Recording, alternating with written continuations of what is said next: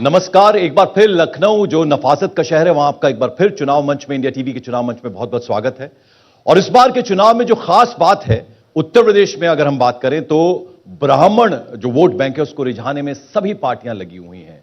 अब देखना यह होगा कि इस बार के जो चुनाव है उत्तर प्रदेश के, उसमें ब्राह्मण किसके साथ जाता है। और ब्राह्मण समाज की अगर हम बात करें तो एक बड़े नेता इस वक्त हमारे साथ खास मेहमान है, उत्तर प्रदेश में लॉ मिनिस्टर हैं ब्रिजेश पाठक जी। बहुत बहुत स्वागत है आपका। बहुत बहुत धन्यवाद आप इंडिया टीवी के चुनाव मंच में। सर, वो रोको ठोको और जो बुलडोजर है उस पर मैं आपसे बाद में बात करूंगा, लेकिन पहले शुरुआत जरा ब्राह्मणों का जिक्र किया तो ब्राह्मण शंख बजाएगा।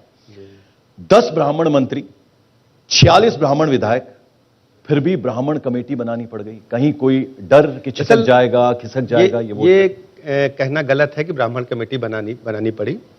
ब्राह्मण समाज भारतीय जनता पार्टी के प्रारंभ काल से ही भारतीय जनता पार्टी की मूल में है, नींव में है।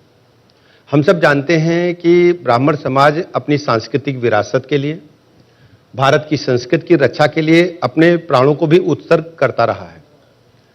वर्तमान परिस्थितियों में केवल भारतीय जनता पार्टी ही है एक ऐसी पार्टी जो भारतीय संस्कृति को आगे बढ़ा रही है, हमारी सांस्कृतिक विरासत को आगे बढ़ा रही है। उदाहरण के लिए आप देखेंगे ढेर सारे दल प्रदेश में सत्ता में आए और गए, लेकिन किसी ने भी भारत की संस्कृति के प्रति, हमारी सांस्कृतिक विरासत के प्रति ध्यान नहीं दिया। आप देख रहे होंगे अयोध्या में प्रभु रामलला का मंदिर, मैं कहना चाहूंगा आज पूरे हिंदुस्तान के लोग, भारत के लोग जहां जहां भी रहते हैं, पूरी दुनिया में रहते हैं, सबके मन में तीव्र इच्छा है कि अयोध्या जाकर के हम प्रभु रामलला का दर्शन करें। यदि भारत आना है तो उनका डेस्टिनेशन दिल्ली तो है ही है, लेकिन अयोध्या दूसरे नंबर पर है। मैं कहना चाहूंगा कि दिल्ली के बजाय वो सीधा अयोध्या आना चाहते हैं। और अयोध्या में प्रभु रामलला का मंदिर इतना भव्य बन रहा है कि आने वाले इतिहास में वास्तव में आदरणीय प्रधानमंत्री नरेंद्र मोदी जी ने जो कार्य किया है, ब्राह्मण समाज अपने आप को गौरवान्वित महसूस कर रहा है। दूसरी तरफ जो हमारी काशी नगरी है उसको दुल्हन की तरह आदरणीय प्रधानमंत्री जी ने सजाने का काम किया। और जब काशी विश्वनाथ कॉरिडोर का लोकार्पण हो रहा था, हमारे पास उस दिन हजारों की संख्या में विभिन्न जनपदों से बुजुर्गों के, माताओं के, बहनों के फोन आए, नौजवानों के फोन आए। उनका कहना था कि यदि कोई कर सकता है वर्तमान परिस्थितियों में रानीबाई अहिल्या होलकर के बाद, तो आदरणीय प्रधानमंत्री नरेंद्र मोदी जी ही हैं जिन्होंने बाबा काशी विश्वनाथ कॉरिडोर का लोकार्पण करके, मां गंगा का स्नान करके, जल लेकर के हम सीधे बाबा विश्वनाथ को चढ़ा करके आशीर्वाद प्राप्त कर सकते हैं। उनके आंखों में खुशी के आंसू थे। तो मैं दावे के साथ कह सकता हूं उत्तर प्रदेश का 100% ब्राह्मण समाज भारतीय जनता पार्टी के साथ है। इसमें कई सवाल इसलिए भी उठ रहा है। देखिए, धर्मेंद्र प्रधान जी के घर में जो बैठक हुई उसमें शिव प्रताप शुक्ला जी, उनकी अगुवाई में एक कमेटी बनी। कहा गया कि घर घर जाकर जो है वो ब्राह्मण जो नाराज, मैं आपको उनको मनाना है। मैं शर्मा जी, तो देखिए ये आप एकदम मैं आपको स्पष्ट कर दूं। देखिए, भारतीय जनता पार्टी एक विशाल परिवार है और सभी वर्गों के साथ सामंजस्य बना करके सर्व समाज को लेकर के हम लोग चलते हैं। भारतीय जनता पार्टी किसी एक की पार्टी नहीं है। ये एक ऐसा गुलशन है, एक ऐसा बाग है जिसपे विभिन्न किस्म के, विभिन्न रंगों के फूल हैं, विभिन्न महकों के फूल हैं, और सबको इकट्ठा करके भारतीय जनता पार्टी परिवार ने एक ऐसा गुलदस्ता तैयार किया है जो पूरे देश को, प्रदेश को महकाने का काम कर रहा है। और भारतीय जनता पार्टी का नेतृत्व है वो सभी लोगों से लगातार संपर्क में रहता है, बात करता रहता है। और चूंकि चुनाव है तो हम लोगों को बैठना लाजमी है कि क्या दिक्कतें हैं, हमें कैसे काम करना है, तो इसलिए हम लोग बैठे थे। कोई नई बात नहीं थी, ये लगातार हम लोग ऐसे बैठते रहते हैं। चूंकि चुनाव है इसलिए मीडिया में आ गया। ब्रिजेश जी, देखिए, पिछले विस्तार में आपने जितिन प्रसाद को शामिल किया मंत्रिमंडल में, और मैंने मंत्री गिना दिए, 10 मंत्री हैं, 46 विधायकों का मैंने जिक्र किया। लेकिन सवाल यह है कि उन सबका यह कहना है, एक सांसद ने तो यहां तक कहा कि ये किसी काम के नहीं है और किसी की सुनते नहीं है, यानी अहम है उनमें। तो ये नाराजगी कहीं ना कहीं परेशान की, इसीलिए कमेटी बनी। ऐसा देखिए, लोकतंत्र में सबको हक है अपनी बात रखने का, और यही लोकतंत्र का तकाजा भी है। मेरा मानना है कि एक लोकतांत्रिक सरकार सबकी सुने, और मैं आपको ये कहना चाहता हूं, पूरे प्रदेश के लोगों से कहना चाहता हूं, भले ही मैं ब्राह्मण समाज से आता हूं, लेकिन प्रदेश का कोई एक व्यक्ति खड़े होकर यह कह देगा कि उसने मुझे संपर्क किया, हमने उसे निराश किया है, तो सामाजिक जीवन हमारे लिए फिर रहने का कोई मतलब नहीं रह जाएगा। मैं सबके लिए हूं, और किसी की भी कोई दिक्कत होगी मैं उसके साथ राउंड तक। नहीं, डराने वाला मामला इसलिए भी है ब्रिजेश जी क्योंकि 6 मुख्यमंत्री, अगर 1989 की बात करें तो ब्राह्मण मुख्यमंत्री हुए हैं, और बहुत प्रभावशाली हैं, वोकल होते हैं, बहुत अपनी बात को सही ढंग से कहना जानते हैं, और जिनके साथ होते हैं कहते हैं कि उत्तर प्रदेश में सत्ता उन्हीं के हाथ में होती है। तो इसलिए अगर वो नाराज है तो उनका विशेष नाराजगी नहीं है, बिल्कुल नाराजगी नहीं है। उत्तर प्रदेश का ब्राह्मण समाज 100% भारतीय जनता पार्टी के साथ है। और फिर अगर देखें उनको रिझाने की कोशिश तो सब कर रहे हैं।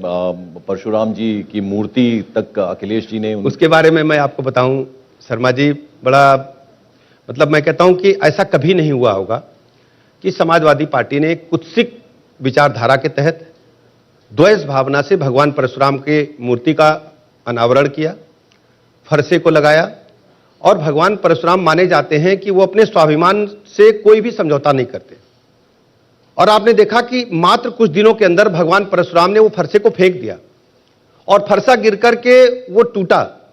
और केवल परशुराम का फरसा नहीं टूटा, वो समाजवादी पार्टी का जो सपना था वो धूल धूसरित हुआ और भगवान परशुराम कुपित हो गए। और भगवान परशुराम के जो कुपित होने का जो दुष्परिणाम है वो समाजवादी पार्टी को भुगतना पड़ेगा। ये समाजवादी पार्टी के लिए भारी अपशगुन साबित होगा। आप देखेंगे परिणाम जब आएगा तो भारतीय जनता पार्टी के पक्ष में ही आएगा। विपक्ष तो ये भी कह रहा है, अखिलेश जी भी ये कह रहे हैं कि ब्राह्मणों का अगर सबसे ज्यादा उत्पीड़न हुआ है तो वो आपके राज में हुआ। असल उनका कहना इसलिए आपको लग रहा होगा कि वो विपक्ष में है। समाजवादी पार्टी जब जब सत्ता में रही प्रदेश में, आप प्रदेश के आंकड़े उठा लीजिए, एक तो मंत्रिमंडल में उनका कोई स्थान नहीं होता था, स्थान होता था तो दोयम दर्जे की नागरिकता थी। और पूरे प्रदेश में ब्राह्मण समाज का जो उत्पीड़न हुआ सर्वाधिक समाजवादी पार्टी के शासनकाल में हुआ है। मैं अखबार के प्रिंट आउट आपको निकालकर दे सकता हूं। कन्नौज की घटना के बारे में पूरा देश और दुनिया जानती है कि वहां पर एक ब्राह्मण परिवार के बेटे का सर कलम करके किस ढंग से लखनऊ राजधानी मंगाया गया था। सुल्तानपुर में एक घटना घटी थी समाजवादी पार्टी के शासनकाल में। वहां के एक प्रभावशाली समाजवादी पार्टी के नेता ने माइक पर घोषणा की थी कि ब्राह्मण समाज का कोई काम नहीं करना है, ये भारतीय जनता पार्टी के हैं, ये कभी भी सपा को वोट नहीं देंगे। तो आप देखते होंगे कि आप उनकी कार्यविधि उठा लीजिए। वोट लेने के लिए तो भाषण करते हैं, लेकिन ब्राह्मण समाज का अगर वास्तव में कोई दुश्मन है तो समाजवादी पार्टी के लोग, उनकी नीतियां। अच्छा, ये बताइए कि 2007 में जो सतीश चंद्र जी की अगुवाई में जिस तरह से सोशल इंजीनियरिंग का काम हुआ, मायावती जी की सरकार बनी, उनका साथ दिया ब्राह्मणों ने, 2012 में अखिलेश जी का साथ दिया और फिर उसके बाद बीजेपी का साथ दिया। इस बार जो शंख बजने वाला है वो किसके लिए बजने वाला है? वो भारतीय जनता पार्टी के पक्ष में ही बजेगा, क्योंकि ब्राह्मण समाज अच्छी तरह जानता है कि ये बहुत ही देखिए कैलकुलेटेड हम लोग काम करते हैं। हम लोगों को ईश्वर ने बुद्धि दे रखी है, सोचने की क्षमता दे रखी है। हमें पता है कि उत्तर प्रदेश का सर्वांगीण विकास, चतुर्मुखी विकास, कानून का राज केवल भाजपा ही ला सकती है और किसी के बस की बात नहीं। वो ये भी कहते हैं कि मौके की नजाकत को आप समझते हैं, जैसे ही सरकार बनी परशुराम जयंती को छुट्टी के रूप में डिक्लेयर कर दिया गया आपकी सरकार की तरफ से। असल आप सब जानते हैं कि भारतीय जनता पार्टी की सरकार कभी एक वर्ष के लिए काम नहीं करती। हमारा लक्ष्य पूरे 5 वर्ष जनता की सेवा करना है। आप देखिए कि चुनाव हुआ 2017 के बाद, भारतीय जनता पार्टी का कार्यकर्ता लगातार जनता के संपर्क में था। हम केंद्र सरकार की नीतियों को लेकर के, आदरणीय प्रधानमंत्री जी की नीतियों को लेकर, आदरणीय मुख्यमंत्री जी की नीतियों को लेकर, यूपी गवर्नमेंट की बातों को लेकर लगातार जनता के बीच में गए। कोरोना महामारी के काल में कोई दूसरा दल दिखाई नहीं दे रहा था, केवल बीजेपी का कार्यकर्ता था। और सबसे मुख्य बात जानते क्या है? भारतीय जनता पार्टी ही एक ऐसा दल है जिसने वास्तव में गरीबों की सेवा की है। आप देखिए, हमने आवाज दिया है, आदरणीय प्रधानमंत्री जी के विजन देखिए, उन्होंने कहा कि हम हिंदुस्तान में कोई बगैर छत के नहीं रहेगा। एक आदमी के मन में एक उद्देश्य होता है कि हम अपने बच्चों के लिए मकान बना देंगे, भले ही हम झोपड़ी में रहें। उत्तर प्रदेश में सबको मकान मिल रहा है, विद्युत कनेक्शन निःशुल्क मिल रहा है, गैस कनेक्शन निःशुल्क मिल रहा है, 5 लाख तक का निःशुल्क इलाज मिल रहा है। दोनों महीने में 2 बार हम राशन दे रहे हैं, एक बार केंद्र सरकार से, एक बार प्रदेश सरकार से। उसमें गेहूं, चावल, खाद्य तेल, नमक और दाल भी दे रहे हैं। इसके अलावा अन्य सैकड़ों योजनाएं, जैसे 6,000 रुपया किसान सम्मान निधि जा रही है। हम जो हमारे स्ट्रीट वेंडर भाई हैं उनके खाते में 1,000 रुपये हम डायरेक्ट ट्रांसफर कर रहे हैं। तो ऐसी हजारों योजनाएं हैं। वास्तव में समाज में जो दबा कुचला व्यक्ति है, जो पीड़ित वंचित था, उसको मुख्य धारा में अगर कोई लाया है, उनके जीवन स्तर को उठाने का काम किया है, तो भारतीय जनता पार्टी ने किया, आदरणीय प्रधानमंत्री नरेंद्र मोदी जी ने किया। चलिए, ब्राह्मण बड़े नेता हैं आप उत्तर प्रदेश सरकार में, लॉ मिनिस्टर हैं।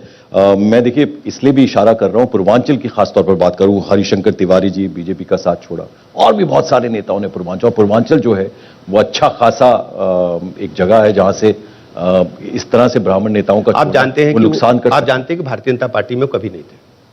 और भारतीय जनता पार्टी में नहीं थे, वो जिस दल में जाते हैं वो दल रसातल की ओर जाता है।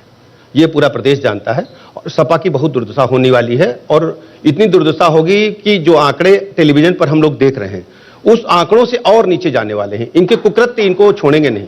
समाजवादी पार्टी के शासनकाल में लखनऊ हो या प्रदेश का कोई जिला हो, AK-47 लेकर के माफिया डान घूमते थे, सरकारी ठेकों पर कब्जा होता था, प्लाट मकान दुकान लूटे जाते थे।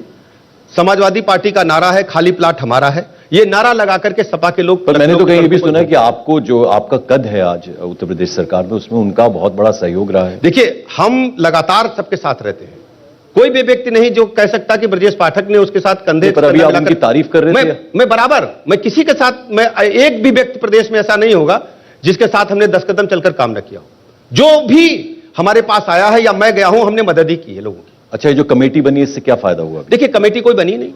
आप जो कह रहे हैं ना, हम लोग लगातार बैठते रहते हैं, कहीं कमेटी की घोषणा हुई या अखबारों में इस प्रकार की बातें आई और आना भी चाहिए, हमें इसका खंडन नहीं करना। नहीं, मैं इसलिए पूछ रहा हूं सर, मैं इसलिए पूछ रहा हूं, देखिए जाटों को जिस तरह से मनाने की कोशिश हुई, अमित शाह जी प्रवेश वर्मा जी के घर पर गए, 300 नेताओं को साथ लेकर गए, जाट नेताओं को, और उनको मनाने की कोशिश लास्ट मोमेंट पे हो रहा है। 10 तारीख से चुनाव है पश्चिमी उत्तर प्रदेश की, अगर हम बात करें, ठीक है, अच्छा खासा सीटें हैं वहां से, और नुकसान भी पहुंचा सकती हैं, फायदा भी पहुंचा सकती हैं। उसी तरह से अब ब्राह्मणों को, मैं आपको शर्मा जी स्पष्ट कर दूं, देखिए चुनाव लोकतंत्र में, सर आपने मेरे को तीसरी बार शर्मा जी बुला लिया, मैं वैसे हूं शर्मा ही, लेकिन मैं अपना गोत्र लिखता हूं, पंकज भार्गव में। भार्गव जी मैं बता दूं आपको कि हम लोग जो है भारतीय संस्कृति में भरोसा रखते हैं और लोकतांत्रिक व्यवस्था में आम चुनाव या चुनाव और बेटी की शादी बराबर होती है। अपने आप हम कुछ नहीं करते, छोटा छोटा कंधा सब लोग लगाते हैं, मदद करते हैं, तो गांव में छप्पर उठ जाता है। छप्पर उठाने के लिए किसी को बुलाना नहीं पड़ता है। बेटी की शादी गांव में होती है तो कोई दरी गलीचा देता है, कोई बर्तन देता है, कोई द्वारचार की व्यवस्था करता है, सब सहयोग से होता है। ऐसा ही चुनाव है। तो चुनाव में हम सर्व समाज के घर में जा रहे हैं, उनसे बात कर रहे हैं और ये तो अच्छी बात है। लोकतांत्रिक परंपरा है कि हमारे मन में अगर कोई टीस है तो हम उससे जाके पूछें और अपनी गलती माने। ये भारतीय परंपरा है, ये हमारे कल्चर में है, ये हमारे खून में है कि हम पूरी एक बृहद उपवन को सजाने के लिए सबके पास जाते हैं और उनको आमंत्रित करते हैं कि भैया आओ, मदद करो, देश को बचाना है, उत्तर प्रदेश को बचाना है तो भाजपा को लाना है। ठीक है सर, अब हमने ब्राह्मण शंख बजाएगा, आप कह रहे हैं आपके लिए बजाएगा। अब जरा आपके डिपार्टमेंट की बात करते हैं। लॉ मिनिस्टर हैं आप उत्तर प्रदेश सरकार में, तो ये रोको ठोको बुलडोजर डराते बहुत हैं आप, क्या है? देखिए सर, गंगा जमुना आपने जो कहा ना उत्तर प्रदेश में, उत्तर प्रदेश का हाल मैं बता दूं आपको। 2017 से पहले उत्तर प्रदेश में लोग अगर आते थे मुंबई से, तमिलनाडु से, केरल से, गुजरात से, आंध्रा से, दिल्ली से, वेंदन जो सटा हुआ इलाका है, कहते थे कि शाम होते ही वापस आ जाना। लखनऊ सहित सभी जिलों में हमारी जो परिवार के लोग रहते हैं, बहु बेटियों से उनके माता पिता कहते थे बेटा कोशिश करना कि सूर्यास्त के पहले घर लौट आना। उत्तर प्रदेश में पूरी तरह से जरायम हावी था। कानून तोड़ने वाले अराजक लोग, गुंडा तत्व, माफिया तत्व थानों पर कब्जा करके बैठे थे। प्लाट मकान दुकान कोई बचा नहीं था जिसको कब्जा करने का काम समाजवादी पार्टी के लोगों ने किया हो। अपहरण उद्योग खुल गया था। आप जहां की आप बात कर रहे हैं, इटावा मैनपुरी, जहां बिहड़ इलाका कहा जाता था, बड़े बड़े गुंडे माफिया होते थे। ऐसे ऐसे गुंडे होते थे जो दिन दहाड़े लोगों को उठा लेते थे, बहु बेटियों की इज्जत आबरू खतरे में डालते थे। हमारे पास दो विकल्प थे, या तो हम कानून का राज स्थापित करें या गुंडों के हवाले प्रदेश छोड़ दें और जैसा हो वैसा चलने दें। तो गुंडों को डराने के लिए हमारे पुलिस प्रशासन ने बेहतर काम किया है। आप देख रहे होंगे जिस तरीके की चर्चाएं पूरे देश में हो रही हैं। नहीं, वो चर्चाएं इसलिए भी हो रही हैं, दूसरी चर्चाएं भी सुनिए आप। देखिए, जो विपक्षी लोग हैं, अखिलेश यादव, असदुद्दीन ओवैसी हमारे मंच पे थे आज, वो कह रहे ठोकने की बात आप करते हो। लखीमपुर वाले जो है, लखीमपुर वाले जो है, ठोका सर, वो हमने उनको ठोका है जिन पर 50-50 हत्या के मुकदमे हैं, सर, उनको ठोका है। ब्राह्मण, मैं बता रहा हूं, लखीमपुर की जो घटना है वो दुखद है, हमारे लिए चिंता का कारण थी। हमने उसमें त्वरित कार्रवाई की। सोचिए कि जो भारत सरकार में गृह राज्य मंत्री है, उसके बेटे को जेल में ठूसने का काम अगर SIT बनी, बीजेपी की सरकार। ठीक है सर, लेकिन मंत्री जी, विपक्ष कहता है क्यों मंत्री पद पे कैसे बने हुए हैं? क्योंकि ब्राह्मण जो है वो खिसक जाएंगे, अच्छा छटक जाएंगे, आपकी बात, वो डर था। मैं आपकी बात बता दूं, देखिए समाजवादी पार्टी के शासनकाल का आप फिर से उठाओ, खुद क्रिमिनल मंत्री बनकर के बैठते थे। इनके गायत्री प्रजापति महोदय गैंग रेप के आरोपी, एक बार मिनिस्टर को बर्खास्त किया, 15 दिन में फिर मिनिस्टर बनाया। लोकतंत्र को मजाक बना रखा था आपने, संविधान को। आपने 15 दिन में बर्खास्त किया, 15 दिन में उधर दोबारा कैबिनेट की शपथ दिलाई, राज्य मंत्री से बर्खास्त किया, कैबिनेट की शपथ दिला दी। खनन घोटाला हुआ, कोई पूछने वाला था? जो सरकार का माल था वो जेबों में जा रहा था। आज अगर प्रदेश में कानून का राज स्थापित बीजेपी की सरकार ने नहीं, किया इस पर कहते हैं विपक्षी, वो ये कहते हैं, विपक्षी तमाम दल के नेता जो हैं वो ये कहते हैं कि भाई 5 सालों में अगर आपने कानून का राज स्थापित किया, अच्छा काम किया, तो डरा क्यों रहे हो? किसको डरा रहे हैं? वो ये कह रहे हैं कि भाई देखिए, आप ठोक देंगे। आप समस्या जानते हैं, प्रदेश की जनता से आप पूछिए, डर अपराधियों में है, डर माफियाओं में है, डर गुंडों में है, डर बहु बेटी की इज्जत आबरू लूटने वालों में है, डर उनमें है जो यूपी में दंगा कराते थे। इसी प्रदेश में 1000 से अधिक दंगे हुए। भार्गव साहब, मैं बताऊंगा आपको, मैं उस समय पार्लियामेंट में था, मैं राज्यसभा में था। सुबह सुबह मैंने टाइम्स ऑफ इंडिया देखा, फ्रंट पे खबर लगी थी 55 बच्चे मुजफ्फरनगर में मारे गए और नवजात शिशु थे, वो मुस्लिम समाज के थे। मेरे आंखों में आंसू हो गए। मैं पार्लियामेंट गया, मैंने 0 आवर लगाया, मैंने उठाया विषय को। भले ही मुस्लिम समाज के बच्चे थे, लेकिन वो शरणार्थी शिविर में रह रहे थे दंगे के बाद। 55 बच्चे एक दिन में मारे गए थे। कौन जिम्मेदार है? समाजवादी पार्टी के लोगों ने दंगा कराया केवल वोट के लिए। अगर हमारी बहन बेटी को छेड़ा गया था, किसी मुस्लिम समाज के बच्चे ने छेड़ा था, यदि उस पर कार्रवाई हो जाती, और उसके बाद उसका मर्डर कर दिया आपने, और इनके कैबिनेट मिनिस्टर जाकर के उसको छुड़वाने का काम कर रहे हैं जो हत्यारे हैं। और जब दंगा फैला तो उसके बाद क्या हुआ आप जानते हैं? उन दंगाइयों को प्रमोट करने का काम किया गया, पुलिस उनके साथ खड़ी थी। आज पुलिस प्रशासन का इस्तेमाल बढ़ा है। वो तो गोरखपुर का जिक्र कर देते हैं, दारोगा वाला मामला याद दिलाते हैं, बोलते हैं दरोगा हो, मुख्यमंत्री का वो संसदीय क्षेत्र रहा है, दरोगा हो, उनका मठ वहां पर है, दरोगा हो या कप्तान हो, यदि कानून तोड़ेगा तो हमने कड़ी कार्रवाई की है। उस मामले में सारे दरोगा, सारे पुलिस वाले जेल में हैं। जितनी भी घटनाएं हुई हैं, हमने किसी को छोड़ा नहीं है। अच्छा, और अगर आप समाजवादी पार्टी के एक फहरिस्त उठा लीजिए और इनसे पूछ लीजिए कि इसमें क्या हुआ था, केवल लीपापोती की होगी सीबीसीआईडी देकर के, और कुछ नहीं किया इन लोगों ने। और 5 वर्ष में गुंडों का राज, माफियाओं का राज। इवन मैं बताऊंगा आपको, अयोध्या में आतंकवादी घटना हुई थी, बम ब्लास्ट हुआ था, लखनऊ में बम ब्लास्ट कचहरी में हुआ था, और बनारस में संकट मोचन मंदिर में बम ब्लास्ट हुआ था। जब समाजवादी पार्टी की सरकार बनी 2012 में, तो कैबिनेट के पहले दिन इन्होंने उन आतंकवादियों से मुकदमे वापस ले लिए। माननीय सर्वोच्च न्यायालय ने उसमें हस्तक्षेप किया, तब वो बचे। हमारी सरकार ने पैरवी करके उनको सजा दिलाने का काम किया। चलिए, आपका एक नारा यह भी है कि भाई अगर हमारी सरकार बनती है तो अपराधी जो हैं उनकी सही जगह भेजा जाएंगे, जेल भेजे जाएंगे, और इनकी अगर सरकार बनती है, वो इनके बारे में ये कहा जाता है समाजवादी पार्टी के बारे में आपकी तरफ से कि वो जो है विधानसभा में भेजेंगे अपराधियों को। देखिए, फहरिस्त की बात आपने की, तो मैं फहरिस्त आपको बता देता हूं। चुनाव आयोग के आदेश के बाद बीजेपी के 29, समाजवादी पार्टी के 21, आरएलडी के 6, कांग्रेस के 10, ये जो जारी हुई है लिस्ट अपराधियों की, तो इसमें भी टॉप कर रही है बीजेपी। मैं स्पष्ट कर दूं, और कारण जानते क्या? 78 पर क्रिमिनल केसेस हैं। ये भी सर बीजेपी के टॉप कर रहे हैं। मैं मान लिया, मैं स्पष्ट कर दूं, पूरा प्रदेश जानता है, जो लिस्टेड क्रिमिनल्स होते हैं, जो ऑर्गेनाइज्ड माफिया गिरोह होते हैं, उनको समाज भी माफिया अपराधी मानता है। भारतीय जनता पार्टी शुचिता की राजनीति करती है। जैसे मान लीजिए मैं हूं, अगर मैंने आंदोलन कुछ किया यूनिवर्सिटी के समय में, जब मैं छात्र संघ अध्यक्ष रहा हूं, तो अगर मैंने सड़क जाम की है, सरकारी संपत्ति को तोड़फोड़ की है, किसी अधिकारी से मेरी हाथ टाक हुई है, तो मुकदमा जो दर्ज होगा वो भारतीय दंड संहिता के तहत दर्ज होगा। भारतीय दंड संहिता के तहत जो भी मुकदमे दर्ज होते हैं और उनको हम घोषित करते हैं। लेकिन जिसकी हिस्ट्री सीट खुली होती है, जो एचएस होते हैं, जो बलवाई होते हैं, जो आतंकवादियों के समर्थक होते हैं, उनकी समाज में भी छद उसी प्रकार की होती है। तो मेरा कहना, भारतीय जनता पार्टी के पास एक भी क्रिमिनल ऐसा नहीं है जो लिस्टेड माफिया हो, जिसकी एचएस खुली हो। ये वो लोग हैं जिन पर सामाजिक आंदोलनों के दौरान मुकदमे दर्ज हुए हैं, और चूंकि मुकदमे दर्ज हैं तो उसी सूची में वो मिल जा रहे हैं जाकर के एडीआर में या कंप्यूटर में। हमारा मानना है कि समाजवादी पार्टी ने दंगाइयों को टिकट दिया है। आपको पता है, नाहिद हसन दंगे के आरोपी हैं। समाजवादी पार्टी ने बहु बेटियों की इज्जत आबरू लूटने वालों को टिकट दिया है। आप जानते हैं, मनोज पारस को टिकट दिया है नगीना से, उनके ऊपर रेप का आरोप है, दुनिया जानती है। और उन्होंने एक सीतापुर के ऐसे एमएलए को वोट दे दिया जो कई बहु बेटियों के साथ गोवा में पकड़े गए थे। सर, वो तो और सुनिए आप, सर, वो तो आपके सीएम और डिप्टी सीएम पे आरोप लगा। मैं आपको नहीं, रेप का आरोप नहीं होगा, हत्या डकैती लूट बलात्कार का नहीं होगा। देखिए, मैं आपको देखिए, हिस्ट्री सीटर जो होता है वो एचएस होता है, उसकी लोकल थाने में हिस्ट्री सीट खुल जाती है। और हिस्ट्री सीट कोई साधारण नहीं खुलती, इस पर 15-20 मुकदमे होते हैं, पेशेवर अपराधी होता है, उसको निगरानी में रखने के लिए हिस्ट्री सीट खोली जाती है। दूसरा विषय मैं आपको बता दूं, जैसे मनी लॉन्ड्रिंग का केस है। मनी लॉन्ड्रिंग का केस किसी साधारण मूवमेंट में नहीं लगता। सकता है जनता के लिए आंदोलन करते हुए। मनी लॉन्ड्रिंग के आरोपियों को भी टिकट देने का काम किया। अब सोचिए, गायत्री प्रजापति जी जीवन की सजा काट रहे हैं, जेल में हैं, रेप के आरोप हैं, खनन माफिया हैं, दुनिया जानती है। अब उनकी पत्नी को आपने टिकट दे दिया है, तो इस क्या माना जाएगा कि माला जपने के लिए? सर देखिए, जो तमाम लोग आपको सुनते हैं इलेक्शंस के दौरान, चूंकि खासतौर पर न्यूज चैनल्स को देखा जाता है, उसमें ये कहा जाता है कि भाई टाइमिंग पे सवाल उठाते हैं। वो कहते हैं कि वो दीवारों में से नोट निकल रहे हैं। अखिलेश जी ने तो यहां तक कह दिया था कि भाई आईटी ईडी अब मेरे घर भी आएगी, मेरे बाकी लोगों के घर भी जाएगी। उस टाइमिंग को लेकर सवाल उठाते हैं। आपका कहना मैं मानता हूं। इलेक्शन आते हैं तो क्यों? देखिए होता क्या है, आप सोचिए, लखनऊ में भी रेड चल रही, अभी एक 3-4 दिन पहले मैं अखबार में पढ़ रहा था। तो एक प्रक्रिया है सेंट्रल गवर्नमेंट की, जो विभिन्न एजेंसीज हैं वो काम करती रहती हैं। उनको चुनाव से मतलब नहीं, क्योंकि वो सेंट्रल एजेंसीज हैं। अगर कोई रेड हुई है, अगर वहां कुछ ना निकलता, मान लीजिए वो खाली हाथ वापस आ जाते।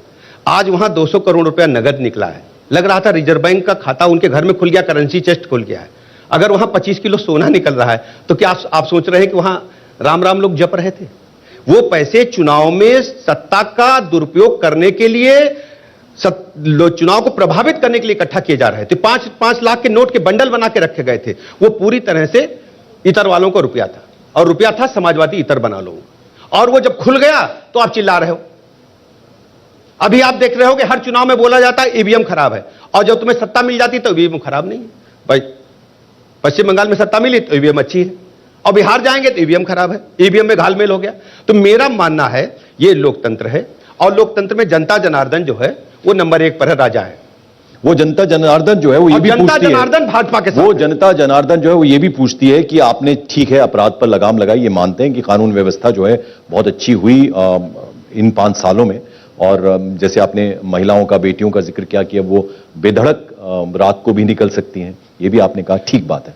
आप आंकड़े आपके पक्ष में, सवाल ये है कि फिर वो रोकना, ठोकना, बुलडोजर चलाने की बात क्यों? मैं बताता हूं, ऐसा होता है जब बहुत अति हो जाती है, मुझे लगता है। और देखिए बॉडी लैंग्वेज जो है सर वो बहुत काउंट करती है। मैं बता रहा हूं वो कैसी दिखती है, मैं आपको स्पष्ट करता हूं। जब हमें लगता है कि अब हमारे हाथ से मामला बाहर हो गया है, बियॉन्ड कंट्रोल हो गया है, ये जो बालक है अतिशय बिगड़ा हुआ है, तो हर मां बाप अपने बालक को सजा देना नहीं चाहता, लेकिन वो दूर से इतना तेज तेज आवाज में उसे डांटता है कि उसको चोट न पहुंचे, वो डर जाए।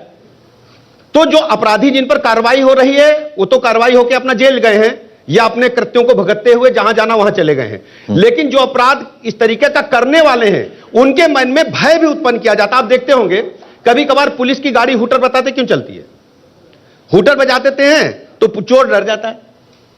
तो अगर इस प्रकार की डांट फटकार पुत्र को ठीक करने के लिए पिता करता है तो इसको अन्यथा नहीं लेना चाहिए। चलिए, अब आपने पिता पुत्र की बात की सर, तो आपसे ये भी मैं जानना चाहूंगा। देखिए ये भी जग जाहिर है कि जो मनमुटाव हुआ था अखिलेश का, वो इसी चीज को लेकर था, जो सपा के, और उसको लेकर आप खासतौर पर बोलते हैं, बोले आप कि अखिलेश भी बदले नहीं है, सपा का डीएनए, ये तो शायद बात आपने भी कही है कि उनके डीएनए में है ये बात, अपराध। जी सही कह रहे हैं। समाजवादी पार्टी के प्रारंभ काल से ही उत्तर प्रदेश के जो विभिन्न जनपदों में दबंग किस्म के लोग थे, जो माफिया थे, जो क्रिमिनल थे, वो सारे इकट्ठा हुए और समाजवादी पार्टी में शामिल हुए, और उन्होंने गिरोह बना करके सत्ता पर कब्जा करने का प्रयास किया। उसमें कई बार वो सफल भी हुए, लेकिन अब उत्तर प्रदेश के लोग जाग चुके हैं। आप देखिए, जब जब सपा के लोग निकले हैं तब तब बवाल हुआ है। याद करो, आपको मैं याद दिला दूं, 2012 में इनकी सरकार बनी ना, और झांसी में आज तक के रिपोर्टर को बंद कर लिया लोगों ने। हाँ। और यहां ओथ हो रही थी, और सुनिए, इधर मुख्यमंत्री ओथ ले रहा है, उधर नीचे वाले दर्शक लोग, जो पहलवान लोग थे इनके, डॉन लोग, वो मंच पर चढ़ाए, इनके शपथ के मंच को कब्जा कर लिए। ये फुटेज आप देखो, आपके पास मिल जाएगा। और उसी दिन झांसी में आज तक के पत्रकार को पीटे। और मैं बता दूं एक उदाहरण, अभी समाजवादी पार्टी के मुखिया करीब 6 महीना पहले घर से निकले, पहले तो निकले नहीं, निकले तो गए मुरादाबाद, गए थे, याद है आपको? और मुरादाबाद में एक होटल में एक बड़े पत्रकार को खूब कुटाई की है, याद है आपको? उसका बवाल मचा था, सब लोग देख रहे थे। जब जब ये सड़क पे निकलेंगे तब तब बवाल होगा, क्योंकि इनके डीएनए में है। आप देखते होंगे कि ये कभी भी सड़क पे हुजूम बना के निकलेंगे जी, तो मारपिटाई होगी। सर, जैसे वो ठोकने, रोकने और डराने की बात आप करते हैं, मेरे पीसीआर डायरेक्टर जो हैं वो भी मेरे को अब डरा रहे हैं। वो कह रहे हैं केवल 2 मिनट बचे, तो जरा ये बता दीजिए, वो मिशन शक्ति के बारे में थोड़ा बताइए, अपने विभाग की उपलब्धि के बारे में थोड़ा बताइए। मिशन शक्ति के तहत हमने पूरे प्रदेश के सभी महानगरों में जो पिंक बूथ स्थापित किए हैं, उसमें केवल बहु बेटियों की शिकायतें सुनी जाएंगी और महिला पुलिसकर्मी तैनात होंगी। हमारे विभाग में सबसे बड़ी दिक्कत हमारे सामने लंबित मुकदमों को लेकर थी।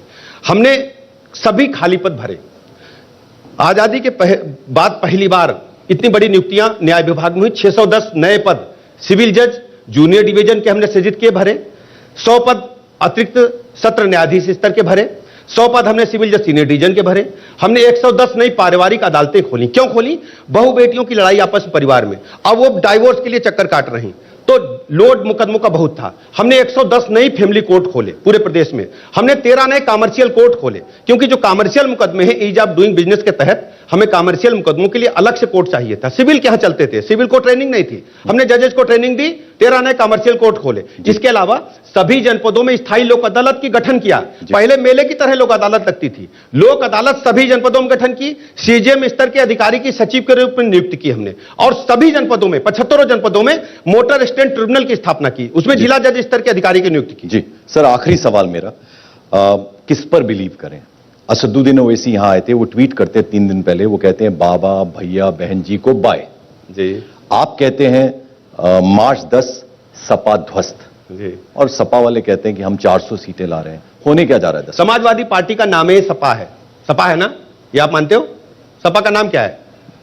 समाजवादी पार्टी नहीं, समाजवादी पार्टी को 60 में सपा बोलते हैं, सपा बोलते हैं। और हम इसको समाप्त पार्टी बोलते हैं। 2022 के बाद समाज पार्टी हो जाएगी, कोई नहीं बचेगा। और वो बीएसपी और कांग्रेस वो कहीं देखिए, आप जानते हैं कि उत्तर प्रदेश के लोग भारतीय जनता पार्टी के साथ हैं, भारतीय जनता पार्टी को अपने परिवार का सदस्य मानते हैं, और हम सब कार्यकर्ता जुट करके पूरे 5 वर्ष जनता की सेवा करते हैं और उनके सुख दुख में शामिल और वो हैं। आपके वाले असदुद्दीन ओवैसी ओवैसी साहब के बारे में हम क्या कहेंगे, आप सब जानते हो।